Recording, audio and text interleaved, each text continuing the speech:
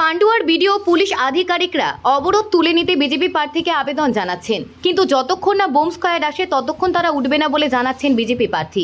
অন্যদিকে রাস্তায় এখনও বিজেপি প্রার্থী বসে থাকলেও এক পাশ দিয়ে আস্তে আস্তে গাড়ি পাস করিয়ে এলাকা যানজট মুক্ত করতে চাইছেন পুলিশ। প্রায় হাত পা চলে গেছে, তার জন্য একটা বোম স্কোয়াড আসে না। চাপ চাপ রক্তের মধ্যে দিয়ে আমি গেছি, তাদের বিচার হয়নি। আপনি দেখেছেন বড় বড় টপ পুলিশরা সব একসাথে হয়ে গেছে, সব কটাকে একসাথে দেখছি। ভাবুন কিসের জন্য ক্যাডার হয়ে কাজ করছে এরা।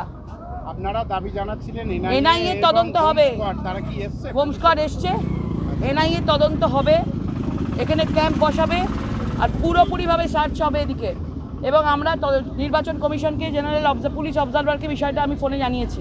সার্চ হবে বলতে কি মনে হচ্ছে যেখানে? হ্যাঁ আছে, উনি নিজেই বলেছেন ওনারা যাবেন না, আশেপাশে অনেক কিছু থাকতে পারে। এই তৃণমূল বলছে যে আপনি নাটক করছেন। হ্যাঁ, বাচ্চাটা মারা গেছে, ওটা নাটক।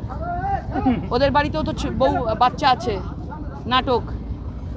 মানে এই ধরনের মিথ্যে কথা পুলিশদের দেখেই বোঝা গেছে ওপর নবান্ন থেকে কত প্রেশার দিয়েছে এদেরকে।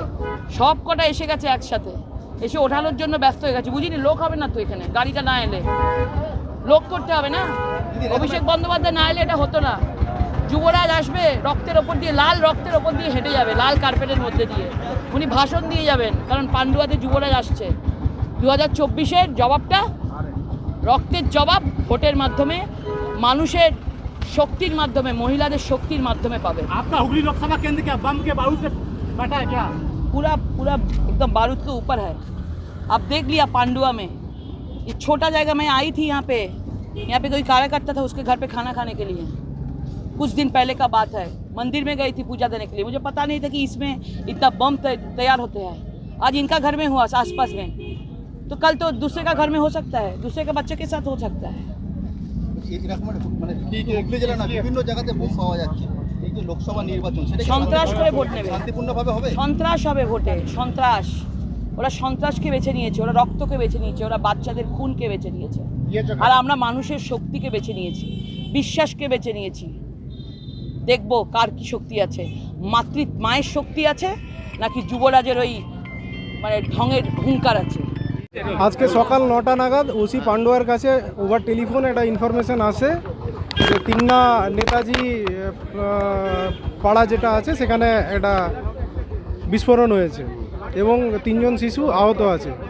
পুলিশ আসে, পুলিশ এবং স্থানীয় লোকজনের সহায়তায় আমাদের 3টে শিশুকে ওখান থেকে হসপিটালে নিয়ে যাওয়া হয়। একটা শিশুকে ওখানে মৃত বলে ঘোষণা করে, বাকি 2জনকে আরও বেটার ট্রিটমেন্টের জন্য হায়ার মেডিকেল ফেসিলিটিতে স্থানান্তরিত করা হয়। আহত একজন শিশুর বাবা এক স্পেসিফিক কমপ্লেন করেন, সেই কমপ্লেনে ইনভেস্টিগেশন আমাদের শুরু হয়। অলরেডি আমরা এফআইআর নেমড একজনকে অ্যারেস্ট করে নিয়েছি। কি কারণ? বোম ডিসপোজাল স্কোয়াডকে ডাকা হয়েছে, তারা রাস্তায় আছে, জায়গাটাকে কর্ডন করে রাখা হয়েছে আমাদের ইনভেস্টিগেশনের স্বার্থে। কি কারণ উদ্দেশ্য এটা করা হলো?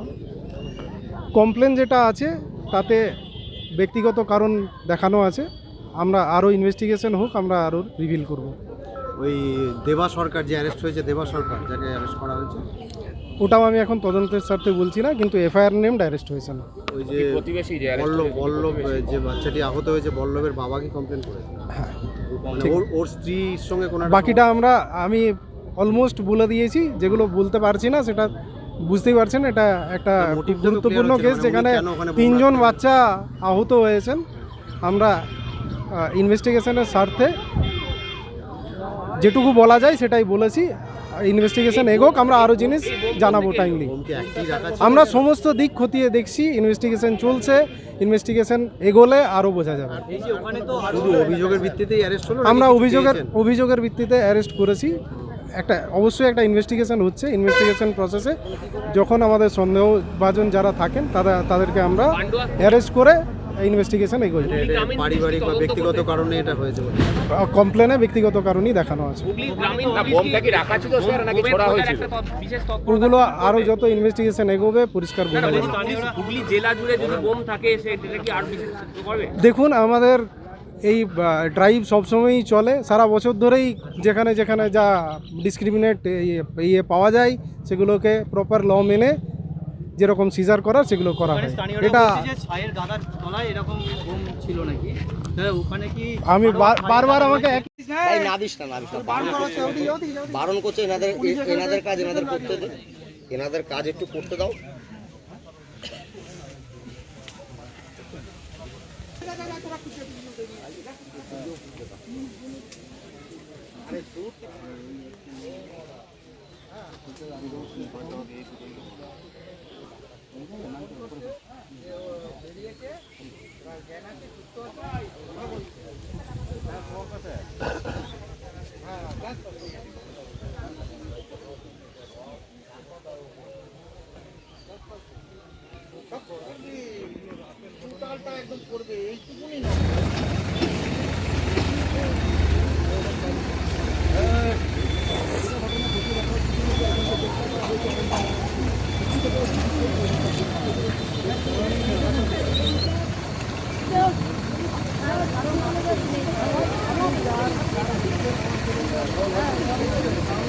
ও রাখবে।